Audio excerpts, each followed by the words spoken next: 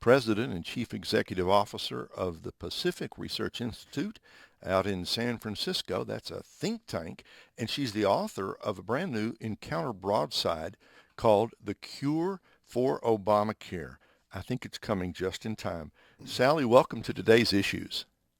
Well, thank you so much for having me on. Ray, people may not know what you mean when you say she has a new one by Encounter Broadside.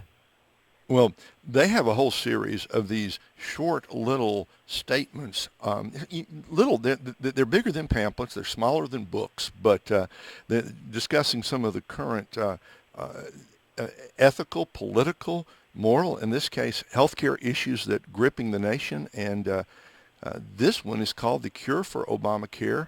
It's Encounter Broadside number 33, and it's just out. Sally, is it too late to do anything about Obamacare, given all the wrangling that's going on in Washington? Well, I hope it's never too late. I've wasted my career fighting.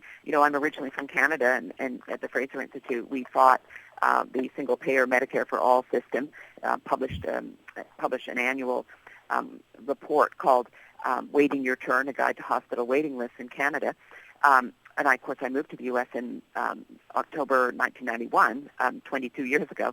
So, I hope it's not too late because I've devoted my life to trying to, put my finger in the dike to keep back more and more government encouragement into our healthcare system. So I think, in terms of things in the short term, with the current president till 2016, with the Republicans having the House but not the Senate, there are a few things that can be done, but the full repeal and replace of Obamacare cannot happen until early 2017. That's assuming the Republicans take the presidency with a very strong candidate who has a lot of guts, just like your Tony Perkins was talking about. You need someone who's willing to stand up to the media and things. And then, assuming they keep the House and take the Senate, then early in 2017, Obamacare, I believe, could be repealed and replaced with an agenda like I've outlined in The Cure for Obamacare.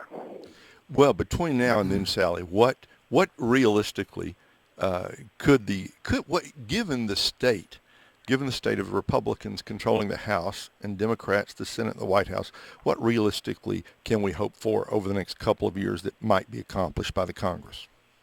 Well, I think, there is bipartisan support for repeal of the 2.3% medical device tax, which came into effect on January 1st this year. It's a tax on gross sales, which, if you're a young startup doing research and development into new medical devices, you're not making a lot of sales, and therefore, this is a very bad tax because it destroys innovation and research and development. And, the United States is a leader in the world. So, when you have people like Senator Chuck Schumer from New York, Senator Elizabeth Warren from Massachusetts, in favor of repeal of the medical device tax. So there is some bipartisan support for that, and particularly where medical device companies are in particular states where job creation is important. So I think that is one that could be repealed and replaced. I think the Independent Payment Advisory Board, that's IPAB, not the iPad that we all use,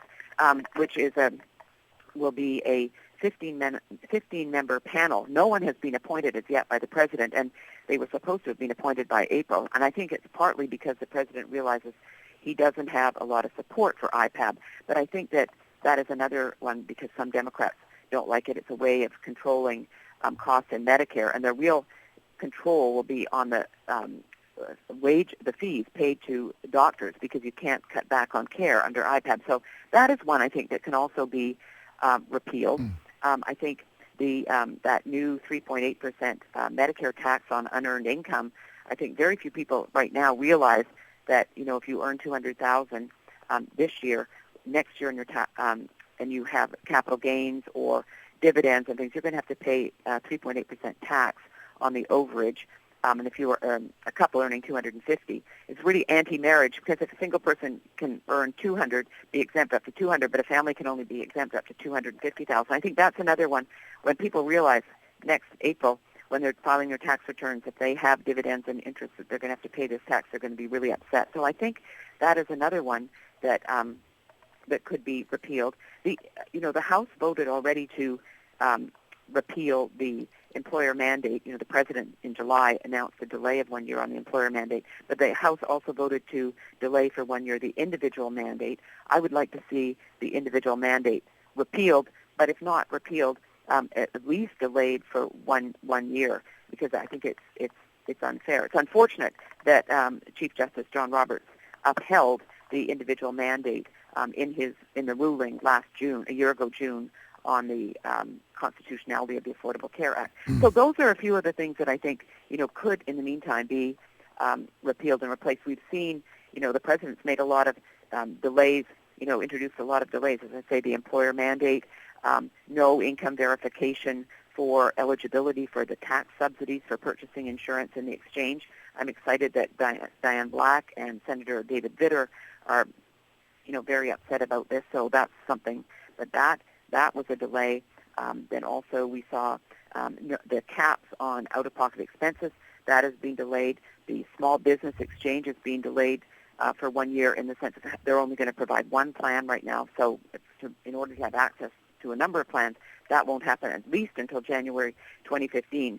So there are a lot of things that can be done, but they're not the full repeal. And my worry is that if we don't get rid of the whole thing, it'll slowly inch up, and before you know it, we will be in a Medicare for all single-payer system, because that's what the president really wants. It's what Senate Majority Leader Harry Reid, wants, and actually said in his PBS interview on August 10th that he doesn't think we should access our health care through insurance companies, and he'd like to see the government run the health care system. We're talking to Sally Pipes, Pipes.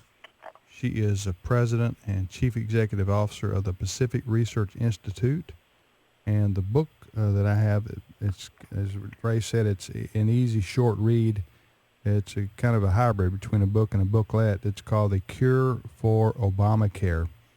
And I want to ask you, this is a broad question, I know, Sally, but a senator for the Democrats, Baucus, who's retiring from, I'm embarrassed to say, he's from one of the Dakotas.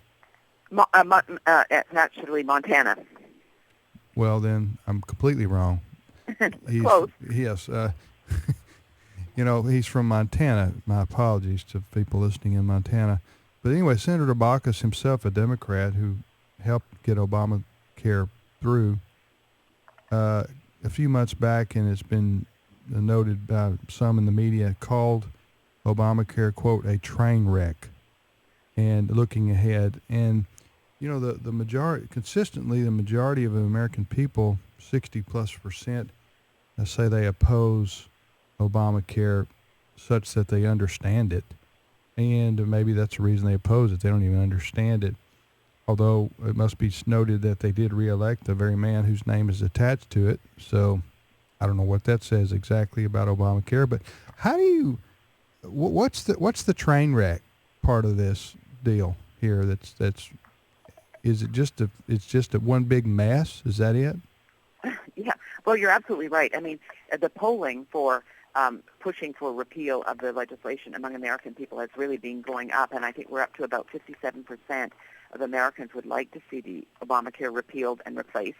And as these exchanges and all the glitches associated with them have been unfolding, and people can't get on the site or the sites, depending whether it's the state exchanges or the federalhealthgov.com, people will be becoming even more incensed about Obamacare, and I think you're going to see that 57% really go up, because the American people, if they're being pushed out of their employer-based coverage, even though the mandate was delayed a year, you're going to see in companies reducing hours so that people are working fewer than 30 hours a week. You're going to see much dissatisfaction, and I think particularly when people find out what the cost of coverage in the exchanges will be, does the coverage compare to the coverage that they had with their employer?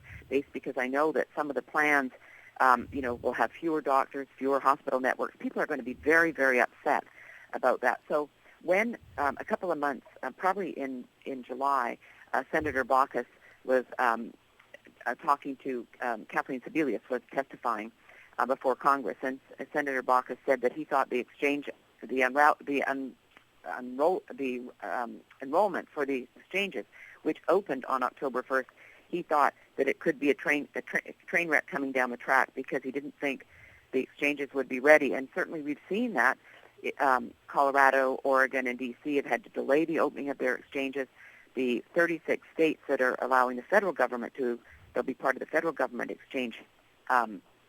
There's been all these glitches and things. Even, Robert Gibbs, former press secretary to Obama in his first term, said, he hopes that heads are going to roll over this big mess with the exchanges. And Ezra Klein from the Washington Post said the same thing. So when you've got Democrats realizing that that this is a train wreck and that it's a big problem with the exchanges, all these glitches, and then the major problem is, even with the glitches, the bigger issue is, will young people, the young invincibles between 18 and 31, will they sign up for the exchanges, or will they pay that individual mandate penalty of $95 or 1% of income? I think a lot of them will do that, even though the government is pushing with all these ads using the Baltimore Ravens, NBA, movie stars to promote. I think the young invincibles are going to say, I'd rather pay that $95 than pay anywhere, from $100 to $328 a month for health insurance.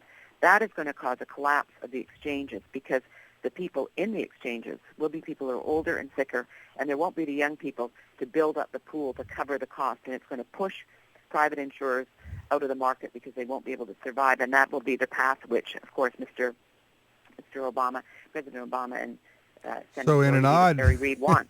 So in an odd kind of way, Obama and Reid and the Democrats may be secretly hoping that Obamacare fails so that it'll force us, they think, into what they ultimately wanted, and that was complete socialized government-run medicine, so-called single payer. Do you think that conspiracy is true? Oh, absolutely. I mean, Harry Reid has said it. Okay. And Obama, said it before he became senator, in the various speeches that he gave to, the AFL-CIO. I mean, he said if he were designing a healthcare system, it would be a single-payer system. Okay. They have an ideological vision of how our society should be structured, and it's not one that you and I support. It's one that government should make decisions for us rather than allowing Americans to make decisions for themselves. The book is called The Cure for Obamacare. It's written by our guest, Sally Pipes, Pipes. Her organization is called the Pacific Research Institute. Thank you, Sally. Appreciate your time today. Okay, thank you so much. Take care. Bye-bye. Okay, folks, again, I'm scheduled, that's the key word. Who knows what will happen today.